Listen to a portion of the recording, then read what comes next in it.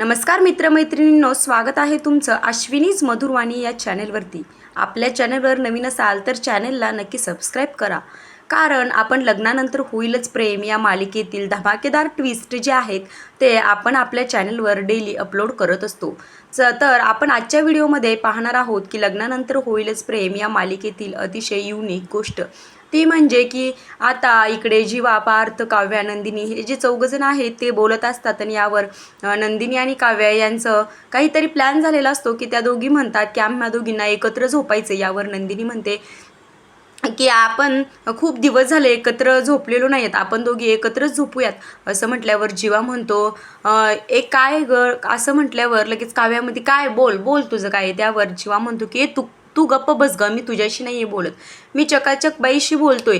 आणि तो नंदिनीला म्हणतो की काय अगं, ह्यांचं तरी थोडंसं एक आलेत ते एक झालेत, पण आपण तर आज आत्ता कुठं एकत्र झालो आहे, आपल्यातलं आत्ता कुठं सर्व काही सॉल्व झाले आणि आत्ता तू आज आज तू तिच्याबरोबर झोपायला जाणार। असं म्हटल्यावर नंदिनी म्हणते हो मी जाणार असं म्हणते आणि त्या दोघीजणी बाहेर निघून जातात।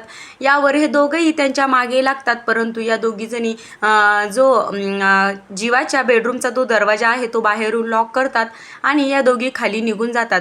मग हे दोघं रडवेले चेहरे घेऊन आतमध्ये तिथेच राहतात आणि दरवाजाला तोंड लावून पार्थ म्हणतो की का रे दुरावा, असं म्हटल्यावर लगेच जीवा म्हणतो का रे अबोला, आणि परत दोघेही एकत्रच खाली बसतात आणि म्हणतात की अपराध माझा असा काय झाला, असं म्हणून ते दोघं एकदम रडवेल्या चेहऱ्याने तिथे बसून राहतात। आता दुसऱ्या दिवशी म्हणजे सकाळी नाश्त्याला बसल्यावर सगळ्यांना ही गोष्ट कळते की या दोघीजणी वेगळीकडे आणि जीवा आणि पार्थ हे एकत्र झोपले होते। असं म्हटल्यावर ह्यांचं सगळे जोरजोरात हसायला लागतात आणि त्यावर नंदिनी काव्याला म्हणते की का ग, रात्री खूप छान झोप लागली ना। त्यावर काव्या म्हणते की हो खूप छान झोप लागली आपल्याला, कारण हा घोरणारा बोका जो होता तो माझ्याबरोबर नव्हता ना। असं म्हटल्यावर लगेच पार्थचे बाबा म्हणतात की काय तुम्ही का तरसवता यांना, म्हणजे तुमचं तरसवायचं चालू आहे तर। यावर मग लगेच पार्थ म्हणतो की आम्हाला तरसवायचं चालू आहे, मग आम्ही जर तरसवायला लागलो तर मग तुम्हाला खेळण्यातला बोका घ्यायला लागतो, कुठे गेला तुमचा तो बोकुडी, आजकाल दिसत नाही। यानंतर लगेच जीवा म्हणतो हां मग आम्ही पण तरसवायला लागल्यावर तुमच्याकडून का रे दुरावा का रे अबोला असे असे फिलिंग जे आहेत असे प्लेलिस्ट तुमच्या तोंडातून निघतात। असं म्हटल्यावर मग लगेच मालिनी म्हणते की अय पोरींनो बास झालं ग आता तुमचं, कशाला उगाच तुमची नाही ही लुटूपुटूची भांडणं जी आहेत ना ती सुद्धा अजिबात बघण्यामध्ये इंटरेस्ट नाही आहे, तुमची भांडणं खूप झाली ना, आत्ता कुठं तुम्ही एकत्र आलाय आणि कशाला उगाच त्या पोरांना त्रास देताय। आणि ती म्हणते की उठा रे मुलांनो, आता तुम्ही तुमच्या बायकोजवळ बसा, आणि ती काव्या आणि नंदिनीला म्हणते की तुम्ही दोघीही उठा आणि आपल्या आपल्या नवऱ्याजवळ जाऊन बसा। असं म्हटल्यानंतर त्या चौघजणी एकमेकांजवळ जाऊन बसण्यासाठी ते उठतात आणि इकडे दरवाजाची बेल वाजते। त्यावर आशा म्हणते की थांबा मी बघून आलेच, असं म्हणत आशा ही दरवाजा उघडायला जाते आणि ती दरवाजा उघडते तर बाहेर पाहते तर काय, काव्या पार्थच्या ज्या काउन्सिलर मॅडम असतात त्या आलेल्या असतात आणि आशा म्हणते की काव्या मॅडम तुमच्या गेस्ट आल्यात। असं म्हटल्यावर मग सगळेच एकदम धक्क्याने उभा राहतात आणि बघतात तर काय, तर त्या काउन्सिलर मॅडम असतात आणि मग सगळ्यांना एकदम आश्चर्याचा धक्काच बसतो। आता इकडे दुसरीकडे मात्र वसुंधरा ही रम्याजवळ येते आणि रम्याला म्हणते काय अगं, मला न ह्या घरात राहावंसंच नकोसं झालंय की मालिनीचा पण मला खूप राग यायला लागलाय, सगळे किती फिदी फिदी हसतायत आणि साधं आपल्याला नाश्त्याला सुद्धा विचारलं नाही, मला तर न इथून कुठंतरी लांब निघून जावंसं असं वाटतंय। यावर रम्या म्हणते की थांब थोडंसं, माझं लग्न होऊ दे, मग तुला खूप लांबच्या प्रवासाला मी पाठवते। असं म्हटल्यावर मग वसुंधरा म्हणते काय रम्या, काय कसं बोलतेस अगं, काय झालंय तुला, मी काय तर तू माझा गळा पण दाबायला निघाली होतीस आणि रात्री पण असं जोरजोरात श्वास घेत होतीस, काय झालंय तुला अगं बाई, असं नको ना वागूस। आणि मी उठून बघते तर मी अतिशय घाबरले होते आणि उठून बघितलं तर तुझे डोळे पूर्णपणे उघडे होते आणि तू वरती सिलिंगकडे पाहत होतीस। एकटक कशी पाहत होतीस? मी किती वेळा तुला आवाज दिला तरी देखील तू इकडे इकडे तिकडे बघितलंच नाहीस. काय ग, काय पाहत होतीस एवढं सिलिंगकडे? त्यावेळेस रम्या म्हणते की मी असं एखाद्या वेळेस एखादी बॉडी जर लपवायची झाली तर ती सिलिंगमध्ये लपवली तर कोणाला कळूनही येणार नाही. आणि आजपर्यंत असं कोणी बॉडी लपवली नसेल ना. यावर वसुंधरा म्हणते, ए बाई, असं काहीतरी बोलू नकोस, मला ना तुझी भीती वाटायला लागली. यावर रम्या लगेच तिच्याजवळ येते आणि म्हणते, खरंच खरंच तुला माझी भीती वाटायली? चांगलं आहे की मग, चांगलं आहे की मग, अशी जोरजोरात ओरडते तिच्यावर. आणि आता इकडे दुसरीकडे मात्र त्या काउन्सिलियर मॅडमला बघून हे सगळे आश्चर्याने उभे राहतात आणि एकदम त्यांना धक्काच बसतो की आता कसं काय त्या काउन्सिलियर मॅडम आल्या वगैरे. ह्यांचं तर सगळं प्रॉब्लेम सॉल्व्ह झालेला असतो. आता मालिनी त्या मॅडमला बोलवते आणि म्हणते की या बसा, नमस्कार वगैरे असं करते आणि त्यांना ती बसायला सांगते. मग सगळेच जण सोफ्यावर जाऊन सगळेजण एकत्र बसतात. आता काव्या त्या मॅडमला म्हणते की आज तुम्ही अचानक इकडे कसं काय? त्यावर मॅडम म्हणते की अगं काव्या, आता 6 महिने झाले की तुमचा डिवोर्स कधी होणार आहे? काय फाईल केली आहे तुम्ही, पण डिवोर्स अजून काहीच नाही तुमचं. त्यावर बाबा म्हणतात की म्हणजे तुम्हाला अजून देखील डिवोर्स घ्यायचा आहे? यावर काव्या पार्थ एकमेकांकडे बघतात आणि चौघेही एकत्रच म्हणतात की नाही, आम्हाला डिवोर्स नको आहे, आम्हाला हे लग्न हवं आहे. असं म्हटल्यावर मग त्या काउन्सिलियर मॅडम ज्या आहेत त्या म्हणतात की मला माहितीच होतं, मी तुम्हाला अगदी जवळून तुमचं मी नातं बघितलेलं आहे आणि मला माहितीच होतं की तुम्ही डिवोर्स घेणार नाही आणि तुम्ही हळूहळू जे तुमचं नातं आहे ते फुलत चाललं आहे, हे मी अगदी जवळून बघत आली आहे.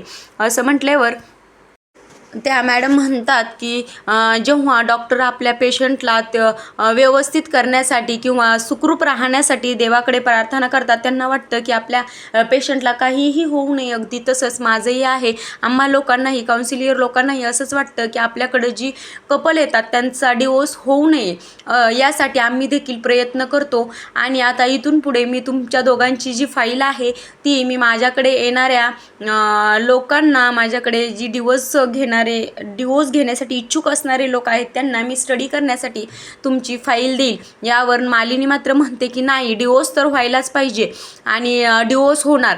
आणि ते बाबा पण लगेच मालिनीला साथ देत म्हणतात की हां, डिवोर्स तर व्हायलाच पाहिजे. यावर हे चौघंही कन्फ्यूज होतात आणि म्हणतात, काय आहो बाबा, डिवोर्स? आम्हाला लग्न हवं आहे, हे आम्हाला नाही घ्यायचं आहे डिवोर्स. यावर मॅडमही म्हणते असं का? त्यावेळेस मग नंदिनीचे आई बाबा जे आहेत ते तिथे येतात आणि लगेच तेही म्हणतात की नाही, डिवोर्स तर व्हायलाच पाहिजे. हे जबरदस्तीचं जे लग्न आहे, नातं आहे, तेही आम्हाला नको आहे.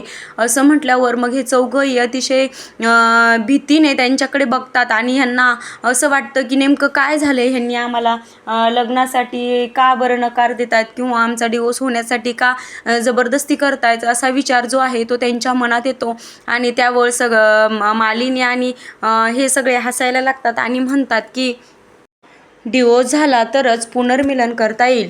असं म्हटल्यावर मग ह्या चौघांच्याही चेहऱ्यावर हसायला येतं आणि लगेच काव्या म्हणते, पुनर्मिलन म्हणजे काय गाय, काय आहे ते?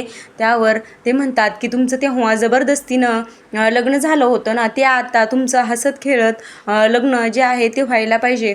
मग यावर काउन्सिलियर मॅडम देखील म्हणतात की माझा प्रत्येक वेळेस डिवोर्स होण्यासाठी नकार असतो, परंतु जर डिवोर्स नंतर जर तुमचं परत पुनर्मिलन होणार असेल तर मीही डिवोर्स होण्यासाठी तुम्हाला सपोर्ट करेन. असं म्हटल्यावर सगळे हसायला लागतात आणि मग जीवा म्हणतो की म्हणजे परत सप्तपदी होणार?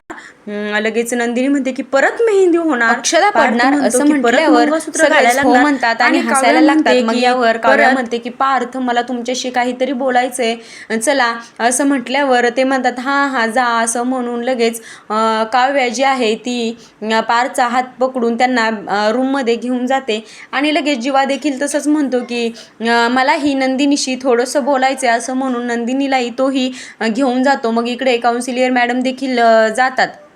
आता इकडे पार्थ आणि काव्या जे आहे ते त्यांच्या बेडरूममध्ये येतात आणि एकमेकांना घट्ट मिठी मारतात. आणि मग काव्या म्हणते की मी ना खूप हॅपी आहे, आपलं परत खरंच लग्न होणार आहे.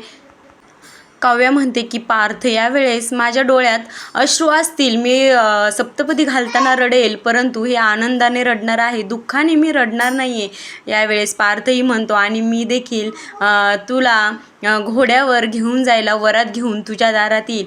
आणि असं म्हटल्यावर ती म्हणते की माझ्याबरोबर सासरी येताना माझा बोका देखील असेल ना, असं म्हणते.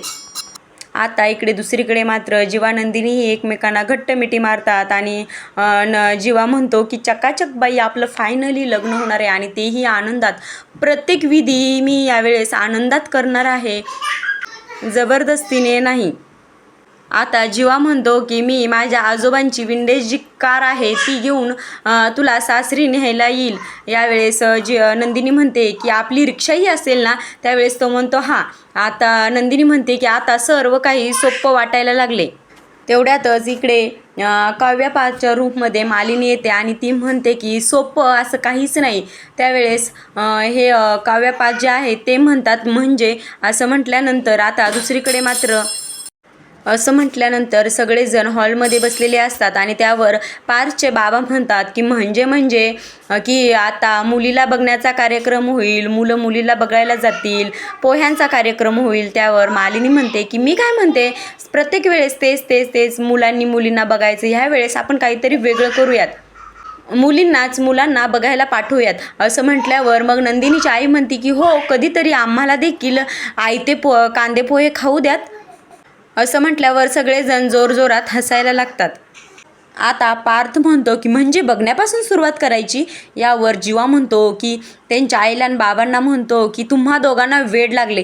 यावर मालिनी म्हणते की लागू दे, आम्हाला वेड लागू दे, कारण प्रत्येक वेळी शहाणं होणंच काही गरजेचं नसतं आणि शहाणपणाने जग जिंकता येतं. आणि लगेच तेवढ्यात नंदिनीचे बाबा म्हणतात की प्रेमाच्या दुनियात हे वेडच लागतं. असं म्हटल्यावर सगळे जोरजोरात हसायला लागतात आणि त्यावेळेस पार्थचे बाबा म्हणतात की चला, मी आता सगळ्यांना जाहीर करतो की सुपारी फुटली आणि लग्नाचा कार्यक्रम फिक्स झाला. असं म्हटल्यावर लगेच तेवढ्यातच तिथे रम्या येते आणि रम्या म्हणते काय लग्न, कोणाचं लग्न आहे. त्यावेळेस सगळेजण शांत बसतात आणि सिरियसने तिच्याकडे बघत असतात. त्यावेळेस ती म्हणते असं काय बघताय, कोणाचं लग्न आहे. असं म्हटल्यावर पार्थ म्हणतो की आम्ही चौघंजण परत एकदा लग्न करणार आहोत, माझं आणि काव्याचं, इकडे जीवा आणि नंदिनीचं परत लग्न होणार आहे. त्यावेळेस ती म्हणते की अरे वा, चांगलं आहे की मग. हां. त्यावेळेस लगेच पार्थ म्हणतो की हां चांगलं आहे, म्हणजे तुला काहीतरी ह्यावेळेस लगेच विघ्न आणायला आणि दुधात मिठाचा खडा टाकायला तू तयारच असशील. असं म्हटल्यावर रम्या म्हणते की काय अरे पार्थ, असं का बोलतोयस, ज्यावेळेस तू काव्याला उचलून तुझ्या बेडरूममध्ये घेऊन गेलास त्यावेळेस माझ्यासाठी सगळं काही संपलं होतं आणि त्यापासून मी तुला विसरण्याचा प्रयत्न करते, कारण माझ्या या हट्टामुळे तू माझा पहिला एवढा चांगला मित्र होतास तो देखील मी गमावलेला आहे. असं म्हणते आणि ती म्हणते की मला आता या गोष्टींमध्ये पडायचंच नाही आणि मला तुमच्या लग्नांमध्ये सामील करून घ्या.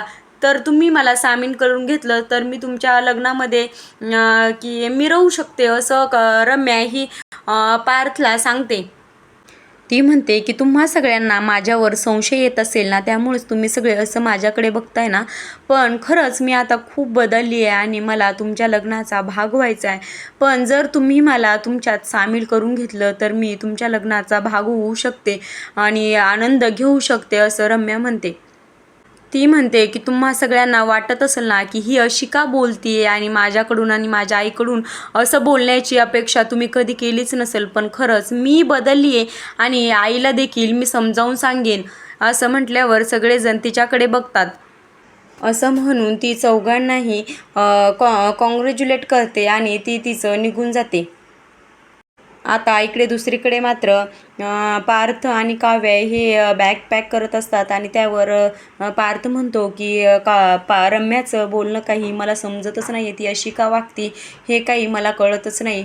यावर जीवा तिथे येतो. तेव्हा काव्या म्हणते की तुम्ही एवढं का रम्यावर फोकस करता. त्यावेळेस जीवा म्हणतो की नाही काव्या, आपल्याला रम्यावर फोकस केलंच पाहिजे, तिला असं सोडून चालणार नाही आणि ती आता यांच्या लग्नामध्ये रम्या काय विघ्न आणते हे आपण पुढच्या भागामध्ये पाहणार आहोत. आजचा भाग तुम्हाला कसा वाटला हे नक्की कमेंट बॉक्समध्ये सांगा आणि तुम्ही ही मालिका रेग्युलर पाहता का हे देखील सांगायला विसरू नका. भेटूयात पुढच्या व्हिडिओमध्ये. तोपर्यंत धन्यवाद.